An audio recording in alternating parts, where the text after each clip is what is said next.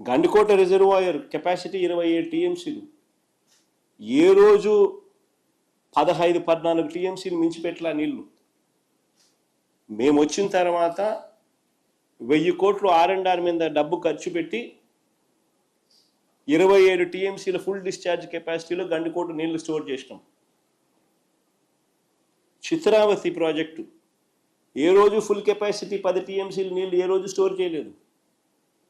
మేము వచ్చిన తర్వాత 280 కోట్లు ఖర్చు చేసి R&R పనులు పూర్తి చేసి 10 టీఎంసీలు నీళ్లు మేము వచ్చిన తర్వాత పెట్టాం.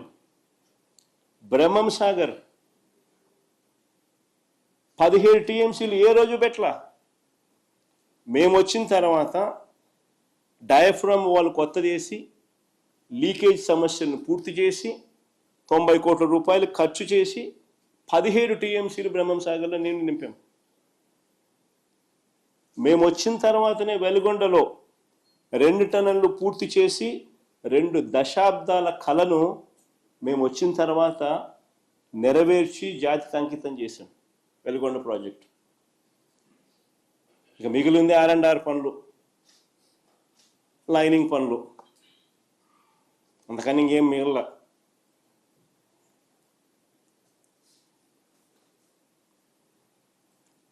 కొన్ని దశాబ్దాలుగా ఆశ్చర్యం కలిగించే విషయం, ఇంకా కొన్ని దశాబ్దాలుగా తెలుగు గంగలో అంతర్భాగమైన సోమశిల, కండలేరు రిజర్వాయర్లను పూర్తి కెపాసిటీలో ఏ రోజు నీళ్లు స్టోర్ చేయలేదు. మేము వచ్చిన తర్వాత R&R పూర్తి చేసి సోమశిలలో 78 టీఎంసీలు, కండలేరులో 68 టీఎంసీలు మేము వచ్చిన తర్వాతనే నింపాం.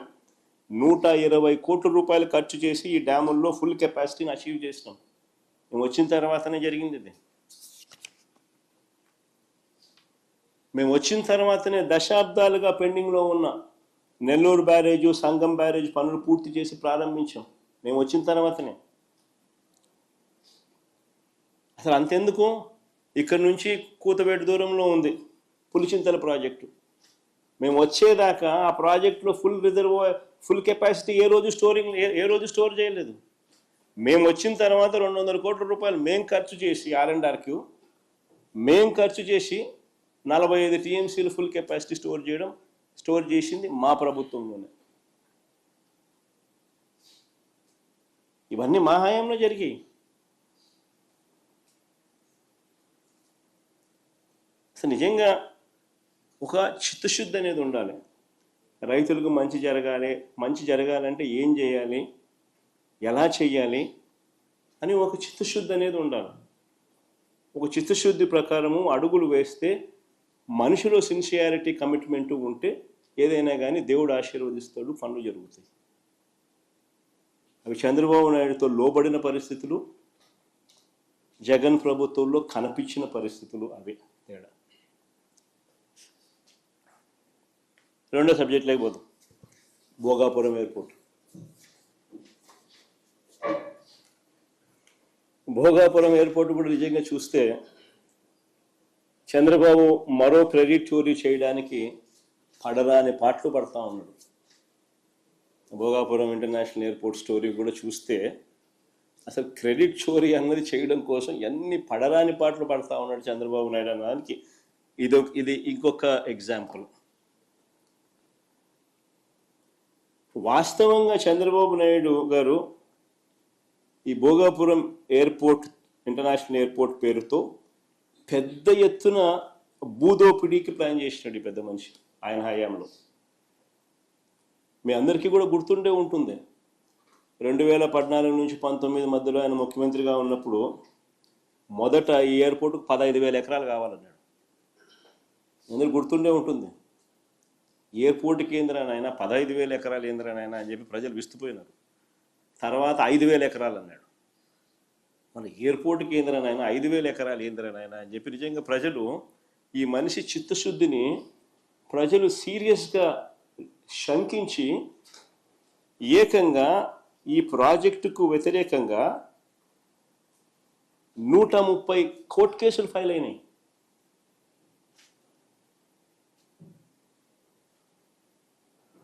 అధికారంలోకి వచ్చిన తర్వాత ప్రాజెక్టు సైజును 2200 ఎకరాలు ఎయిర్పోర్టుకు, ఇంకొక 500 ఎకరాలు ఏరో సిటీకి, మొత్తం 2703 ఎకరాలకు కుదించి what is reasonable, what is the size.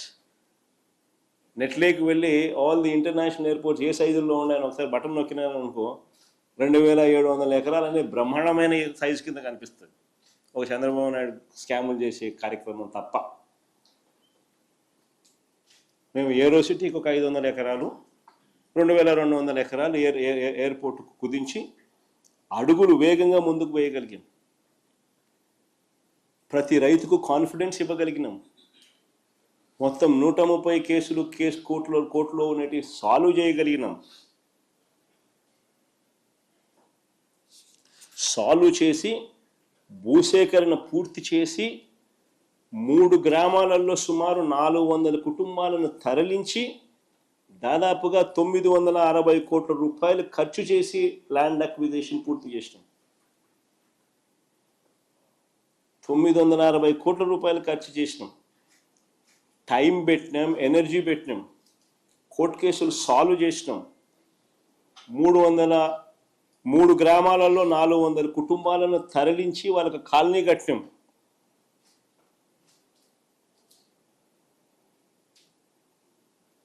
Land acquisition మా హయాంలో జరిగింది.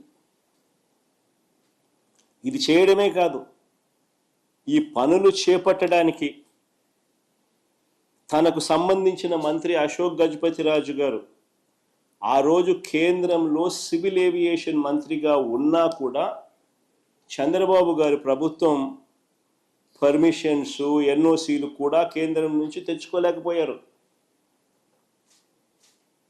ఇది కూడా వాస్తవం. విశాఖపట్నంలో డిఫెన్స్ ఎస్టాబ్లిష్మెంట్స్ చాలా ఉన్నాయి. విశాఖపట్నంలో డిఫెన్స్ ఎస్టాబ్లిష్మెంట్స్ అన్నీ చాలా ఉన్నాయి. ఎయిర్పోర్ట్ కనుక కావాలి అని అంటే, కట్టాలి అని అంటే వారి పర్మిషన్స్ అన్నీ కూడా తప్పనిసరి. మనం వచ్చిన తర్వాతనే ఈ పర్మిషన్స్ కోసం కేంద్ర ప్రభుత్వం మీద ఒత్తిడి తీసుకొచ్చి వెంట పడడం జరిగింది. ప్రధాని గారిని నేనే స్వయంగా కలిసి లేఖలు ఇవ్వడమే కాకుండా రిక్వెస్ట్ కూడా పలుమార్లు చేయాల్సి వచ్చింది. మేము వచ్చిన తర్వాతనే ఎన్ఓసితో